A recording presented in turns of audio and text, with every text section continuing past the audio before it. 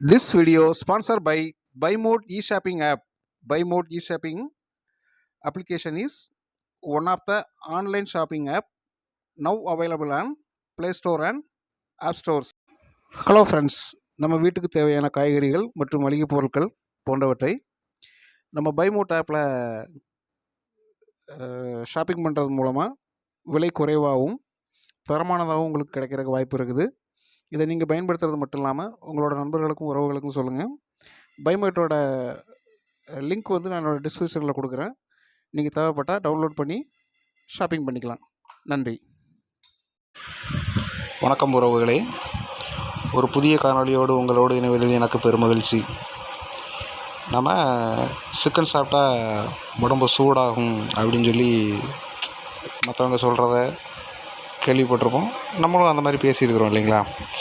உண்மையிலே சிக்கன் சாப்பிட்டா உடல் சூடு அதிகமாகுமா அப்படின்னு அது ஒரு குழப்பமான கேள்வி தான். அதுக்கு ஒரு டாக்டர் பதில் சொல்லியிருக்காரு. அதை பற்றி நம்ம பார்க்கலாம். வீடியோக்குள்ளே போகலாம் வாங்க. நம் உடல் தன்னைத்தானே வெப்பநிலையை சமநிலையில் வைத்து கொள்ளும் தன்மை கொண்டது. நாம் சூடான இடத்தில் இருக்கும் பொழுது உடல் வியர்வை மூலம் குளிர்ச்சி அடையும்.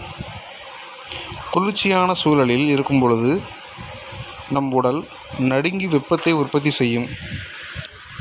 இது இயற்கையாகவே காலநிலைக்கு ஏற்ப நம் உடல் மாறும். எனவே உடல் சூட்டுக்கும் சிக்கனுக்கும் எந்த சம்பந்தமும் இல்லை என்பது இதிலிருந்து தெளிவாக தெரிந்துவிடும். சிக்கன் உடல் சூடு சம்பந்தம் குறித்து மருத்துவர் கூறுவதை நாம் இப்பொழுது காணலாம். சிக்கன் சாப்பிடுவதால் உடல் சூடு அதிகரிக்கும் என்று நம்மில் பலரும் பரவலாக நம்பக்கூடிய ஒன்றாக உள்ளது. எந்த உணவு சாப்பிட்டாலும் அதனுடன் தகுந்த அளவு நார்ச்சத்து சேர்த்து கொள்ள வேண்டும். சிக்கனை சாப்பிடுவதால் உடல் வெப்பம் அதிகரிக்கும் என்பதற்கு எந்த அறிவியல் ஆதாரமும் இல்லை. சிக்கன் சூடு என்பது அந்த உணவின் தன்மை அல்ல, அது காட்டும் அறிகுறியாகும். எனவே எப்பொழுதும் சிக்கன் சாப்பிடும் பொழுது அதனுடன் நார்ச்சத்து உள்ள காய்கறிகள், சிறு தானியங்களை சேர்த்து கொள்வது நல்லது. அப்படி இல்லை என்றால் மலச்சிக்கல் பிரச்சனை வர வாய்ப்புள்ளது.